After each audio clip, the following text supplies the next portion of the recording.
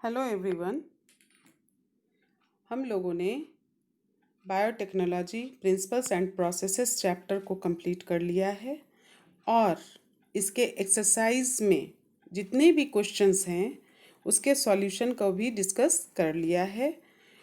और इस चैप्टर में टोटल 12 क्वेश्चंस हैं, 12 क्वेश्चंस हैं, जिसका 11 क्वेश्चंस का आंसर हम लोगों ने ऑलरेडी कर लिया है।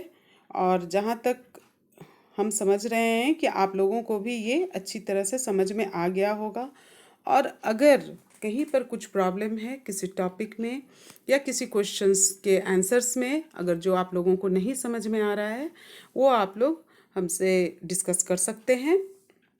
और इस लेक्चर में इस चैप्टर से रिलेटेड क्वेश्चन नंबर 12 एक क्वेश्चन बच गया है जो अभी हम लोग उसको डिस्कस करेंगे और उसके बाद ये चैप्टर पूरी तरह से कंप्लीट हो जाएगा। और इसका एक सेकंड पार्ट है बायोटेक्नोलॉजी एंड इट्स एप्लीकेशन, वो उसको हम लोग नेक्स्ट लेक्चर में स्टार्ट करेंगे। तो अभी हम लोग इस चैप्टर से का जो एक क्वेश्चन बच गया है उसको डिस्कस करते हैं। तो let us start question number 12। Discuss with your teacher and find out how to distinguish between. इसमें आपको डिफरेंस बताना है।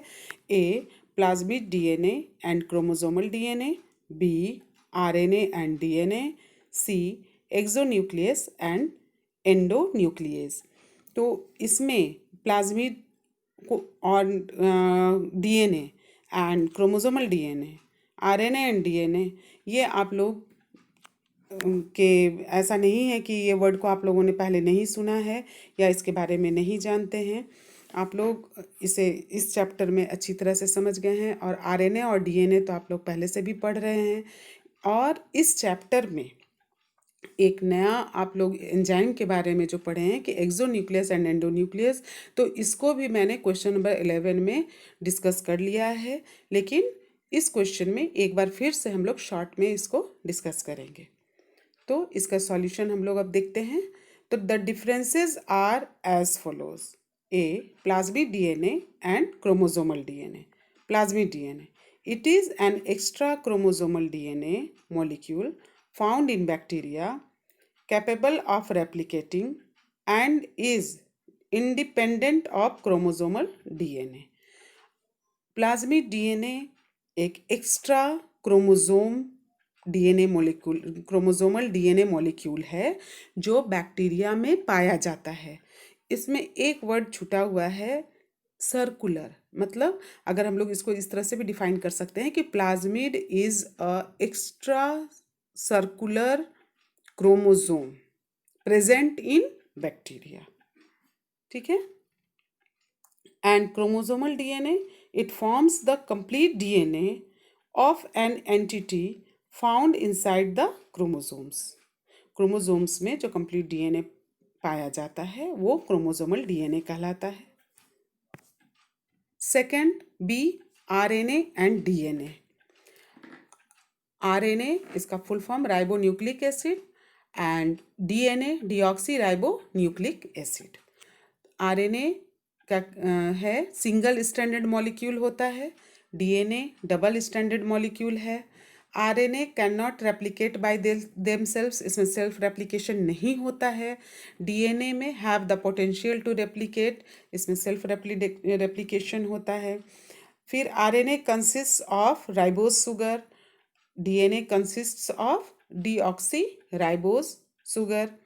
फिर आरएनए के pyrimidines are uracil and adenine and DNA में pyrimidines are thymine and adenine. इसको हम लोग इस तरह से समझ सकते हैं कि डीएनए में थाइमिन होता है लेकिन आरएनए में थाइमिन की जगह यूरेसिल होता है। And RNA is a component of ribosome, DNA is a component of chromosome. ठीक है।